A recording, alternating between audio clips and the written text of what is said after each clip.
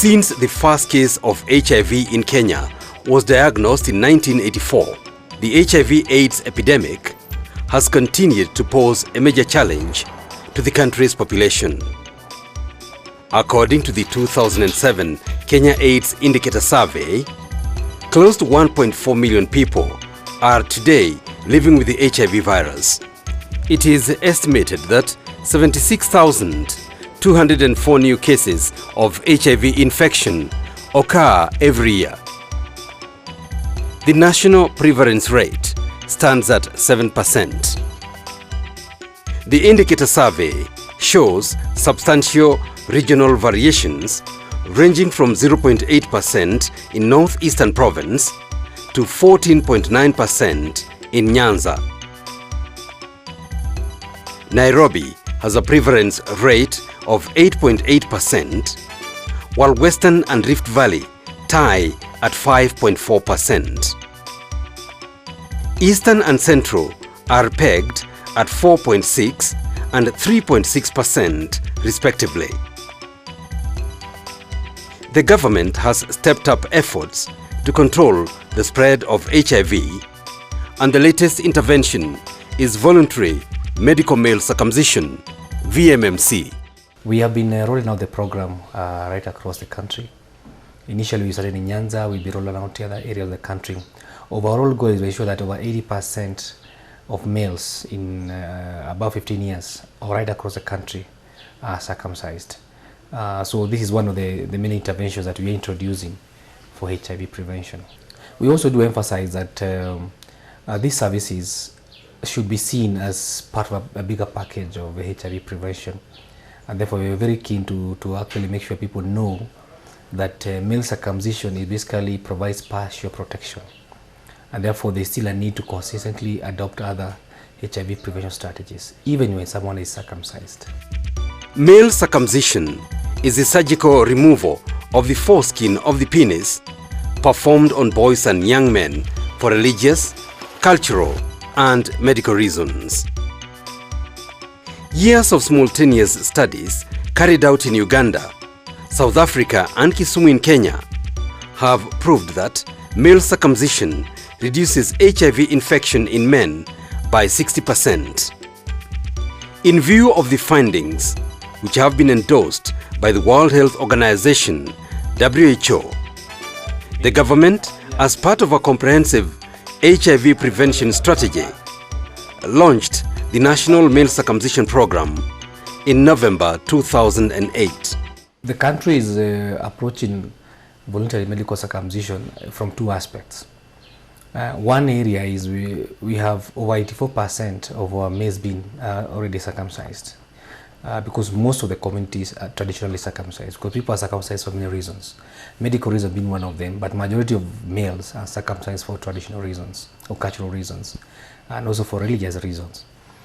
So among those communities, we have an interest of ensuring that there is safety around, particularly in traditional methods of circumcision.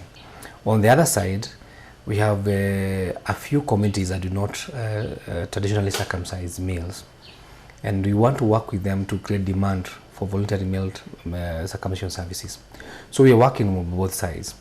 Now, for those within those communities, we are actually offering a full package. So not only do we want to promote male circumcision, we also want to promote uptake of other HIV prevention strategies. For example, partner reduction, reduction of multiple concurrent partnerships, use of barrier methods like condoms, people knowing HIV status. The National AIDS Indicator Survey further reveals that 13.9% of uncircumcised men have HIV, compared to 4.1% of circumcised men. Nyanza Province which is the initial beneficiary of the National Male Circumcision Program rollout, has the highest number of uncircumcised men in the country, followed by Rift Valley and Nairobi in that order. Nyanza's case may largely be attributed to the Luo culture, which does not vouch for male circumcision. However, increased awareness on HIV and appeals by community leaders to control its spread have impacted positively on voluntary medical male circumcision.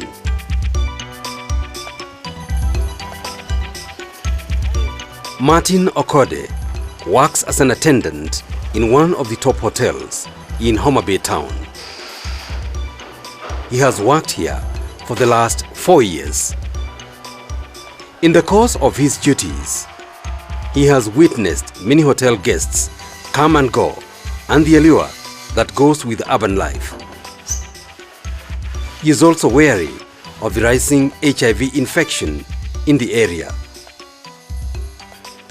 Always a keen listener, he got wind of the voluntary medical male circumcision from health workers in the course of their lunch breaks at the hotel and decided to go for it.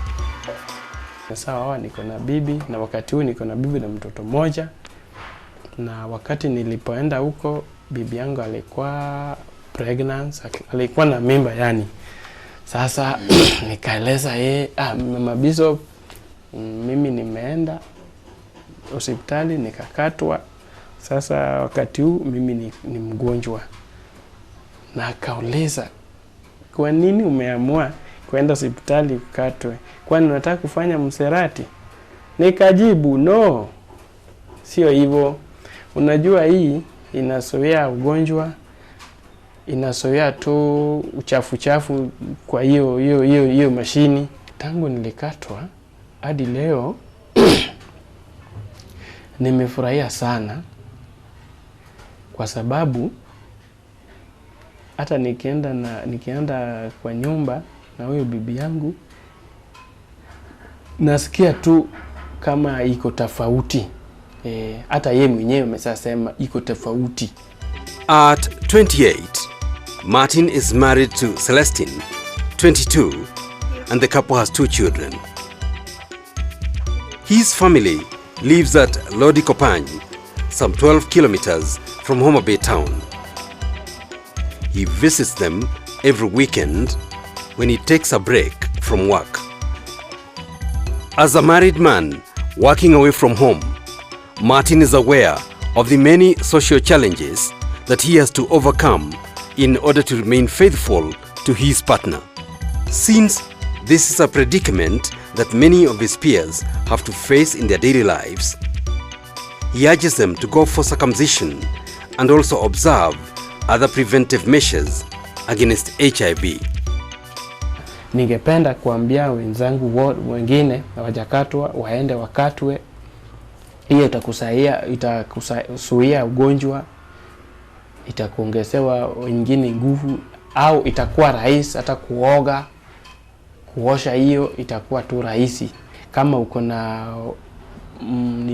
rafiki yangu mmoja na utatumia mpira, na hiyo itakusaidia hii mji yetu ya Homa Bay, itakusaidia kupunguza mambo ya ukimwi chini kama unatumia mpira au kondom. Robert is yet another example of the more than 25,000 men who have undergone the voluntary medical male circumcision since the VMMC campaign took off in Nyanza province. Robert performs support duties at the Homa Bay District Hospital, which is among the more than 120 centers and mobile services in Nyanza which offer VMMC services as a package. The government intends to reach over 400,000 men between the ages of 15 and 49 in the province in the next 5 years in a move to scale up the control of HIV. By virtue of his engagement at the hospital, Robert, who is 41 and married with 3 children, had easy access to VMMC information and was well posted when he went for the cut late last year. I just developed the interest that I should. I shared with my family. I could not just decide and go without sharing with my family. At times it brings us a problem. But when we come to the compromise, so I decided to go. And the family, my wife accepted. Well and good. In fact, it is a good thing. I've experienced a lot. One, why I'm saying it is a good thing, I found that I could advise young people to go for circumcision. And then I have to share with them. I tell them the importance of one to be circumcised. I tell them after circumcision is not a certificate that you should now just walk and misuse your body. No. Have one partner. Robert's spouse, Josephine, has remained loving, caring and supportive following her husband's circumcision. She avers that this and their faithfulness for each other will count a lot in consummating their marriage. Tulijadiliana, tukaona ni vema aende akatahiriwa, maana kuna sababu mwafaka ya yeye kutahiriwa. Sababu hasa ni inazuia yeye kupata magonjwa mengi kama hizi za zinaa, na vile tunafurahia wakati tunapofanya tendo la ndoa. Nina enjoy, naye pia na enjoy. Alafu tena inapunguza maugonjwa na anabaki akiwa vile. Hakuna upungufu fulani ambayo itapatikana kwa upande wake. The scale up of voluntary medical male circumcision in non-circumcising communities, together with other HIV prevention measures, will gradually lead to increased control of HIV. Ultimately, cases of female to male transmission will come down. There are a lot of advantages for when someone is circumcised. First of all, it reduces the risk of acquisition of HIV. It also reduces the risk of acquiring other sexually transmitted infections, like herpes, for example, and human papillomavirus. It also reduces the risk of cancers, penile cancers. That's the benefits among the males themselves, but also the overall reduction of HIV and other sexually transmitted infections in men has added advantage in terms of reducing transmission of HIV among women as well. And also further, knowing that that the leading cause of cervical cancer is human papillomavirus. So once males are circumcised within a community, the incidence of human papillomavirus reduces, and therefore even the transmission to women also is reduced. And therefore significantly you start seeing also reduction in cervical cancer, that which is one of the leading causes of death among women.